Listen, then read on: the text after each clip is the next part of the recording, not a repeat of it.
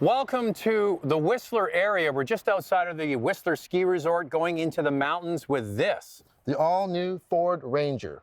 Ranger's back in the marketplace, and we're excited to see what it can do off-road.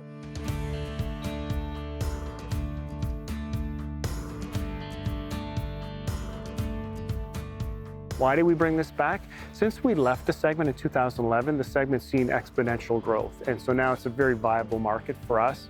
We started from a very good position with the global platform, and we made some changes to make it specific to North American truck buyers. So aluminum hood and fenders, aluminum lift gate, front steel bumper, durability testing that meets F-150 standards.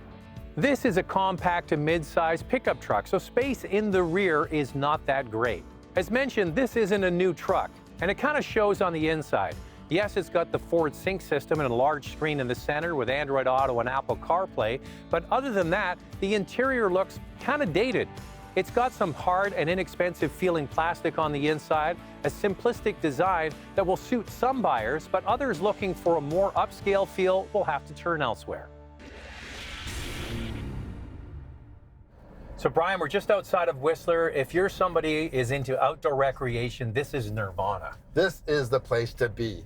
Yeah, we drove up from Vancouver up to Whistler, and on the way, halfway, is the town of Squamish. And they have this gondola that goes up to the top of the mountain.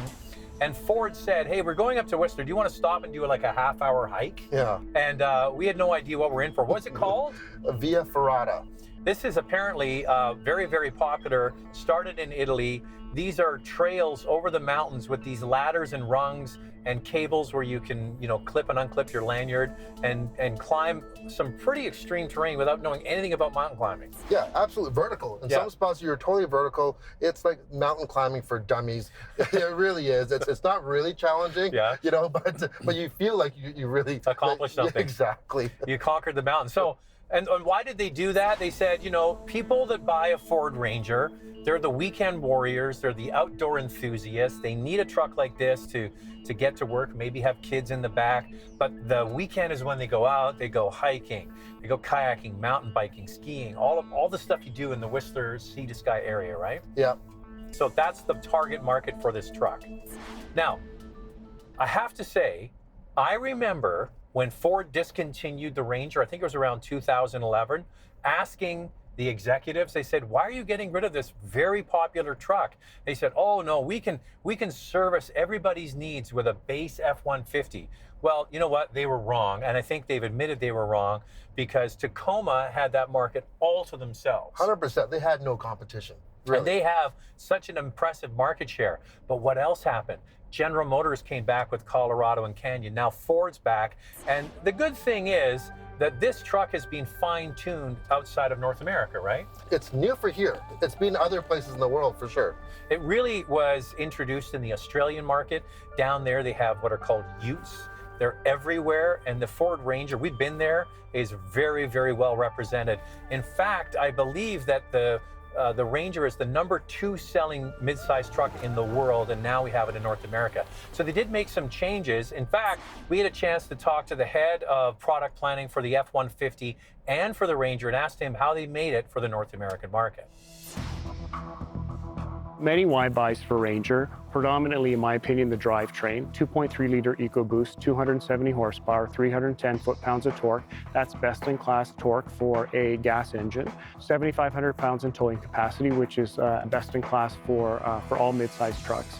And then the equipment and value story. So our selective use of aluminum to reduce weight and improve capability and fuel consumption. Ranger meets all the same durability tests as F-150. So it is built for tough. It's the second best-selling truck in the mid-size segment globally.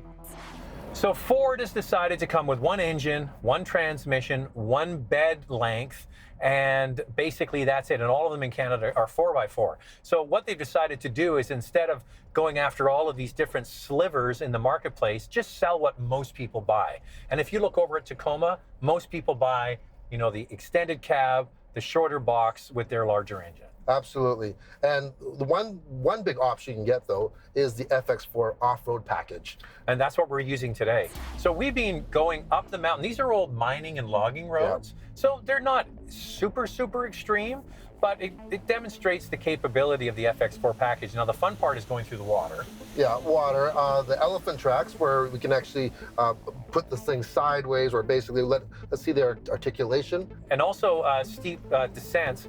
And the one thing you get with the FX4 package is you get the terrain management system, the terrain modes, allowing you to customize the traction and stability control. But when you get that, you also get what they call trail control system, which is their automatic descent. It's like low-speed cruise control. It works really well. The one thing I'll say is driving on the highway on the way up here, going through the Sea to Sky corridor, some nice twisty long bends, this is very quiet and it's very smooth to the point where it kind of bounces a little bit over uneven pavement, but it's unladen. There's nothing in the back. That's true, but you can easily use this as an everyday driver, even in the city. It's really, really quiet. But the upside to having that softer suspension and the unique shocks for this FX4 package, it gobbles up the off-road. Probably a real nice compromise. You're right.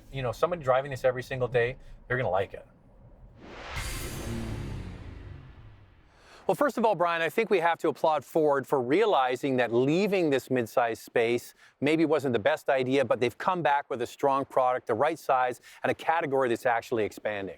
And they've simplified things. I kind of agree with them for one engine, one transmission, one box size. That's what most people are buying anyways. And all of them are 4x4 in the Canadian marketplace. So basically, you just pick your trim level and that's it. So I think the best thing to say is, welcome back, Ranger.